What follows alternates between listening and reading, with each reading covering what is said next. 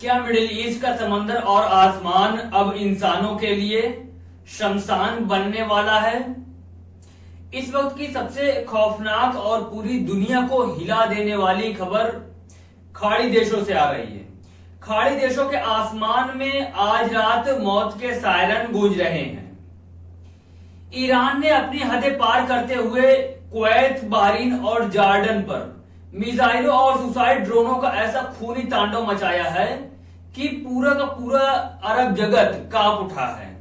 इतना ही नहीं दोस्तों, समंदर में गुजर रहे 3 विशाल वाहक जहाजों को ईरान की क्रूज मिसाइलों ने बीच समंदर में ही फूंक दिया। दोस्तों, आज की इस विशेष रिपोर्ट में हम आपको बताएंगे कैसे ईरान ने खाड़ी के देशों में अपने हमलों का दायरा बढ़ाते हुए कुवैत, बहरीन और जॉर्डन के हवाई क्षेत्र को मिसाइलों से पाट दिया है और समंदर में यूएई के जहाजों को क्रूज मिसाइल से उड़ाकर तबाही मचाई है।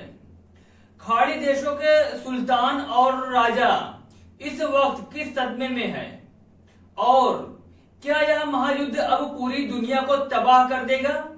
दोस्तों, आज की इस विशेष रिपोर्ट में अंत तक बने रहिएगा। चलिए शुरू करते हैं। कतर की राजधानी दोहा से जो लाइव इनपुट आ रहे हैं वो बेहद डराने वाले हैं।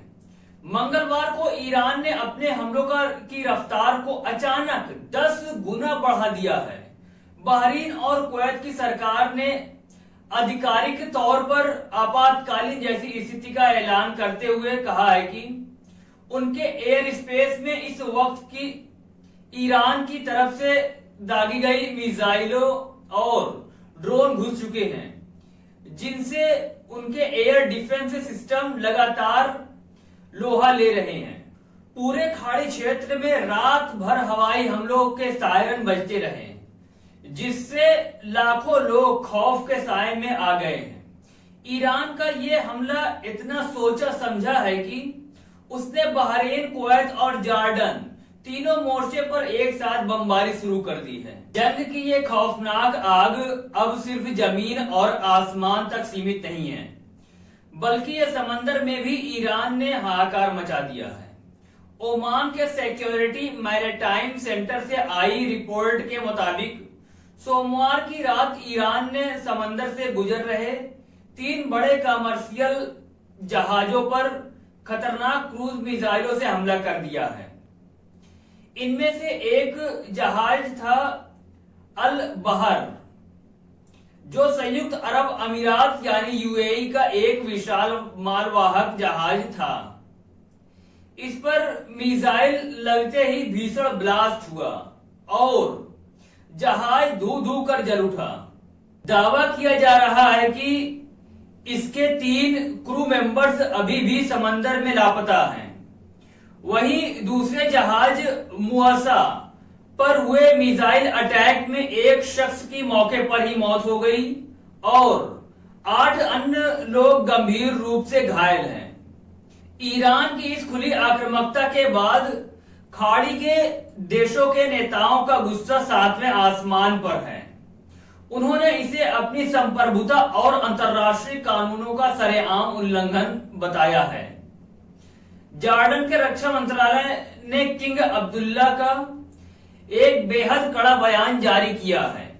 किंग अब्दुल्ला ने साफ शब्दों में चेतावनी दी है कि जॉर्डन किसी भी कीमत पर अमेरिका और ईरान की इस जंग का अखाड़ा या युद्ध का मैदान नहीं बनेगा। जॉर्डन ने यह भी साफ कर दिया है कि उसकी धरती पर मौजूद अमेरिकी सैनिक ईरान पर किसी हमले में शामिल नहीं है। वहीं ओमान के विदेश मंत्री ने इस त्रासदी पर पूरी दुनिया के सामने रोते हुए कहा कि इस पूरे क्षेत्र को जबरन एक ऐसे भयानक युद्ध में घसीटा जा रहा है जिसका हिस्सा बनने की मांग उन्होंने कभी नहीं की थी। हमारा पूरा क्षेत्र इस वक्त बुरी तरह जख्मी है। साफ है दोस्तों, ओमान से लेकर कुवैत तक और यूएई से लेकर बहरीन तक कोई भी देश अब सुरक्षित नहीं है। ईरान के क्रूज मिसाइलें और ड्रोन अब सिर्फ सैन्य ठिकानों को नहीं बल्कि ग्लोबल ट्रेड और निर्दोष मुल्कों को निशाना बना रहे हैं। अगर यह जंग ऐसे ही आगे बढ़ती रही, दुनिया का बिजनेस ठप हो जाएगा। ईरान के इस चौतरफा मिसाइल हमले और खाड़ी देशों की इस बदहाली पर आपकी क्या राय है दोस्तों? क्या ईरान को रोकना अब नामुमकिन हो चुका है? कमेंट बॉक्स में अपनी बेबाक राय जरूर दीजिएगा। अगर आपको हमारी एनालिसिस पसंद आए तो वीडियो को लाइक कीजिएगा, शेयर कीजिएगा दोस्तों के साथ और हमारे चैनल को सब्सक्राइब करना बिल्कुल भी ना भूलिएगा। मिलते हैं ऐसे किसी दूसरे अपडेट में, तब तक के लिए जय हिंद।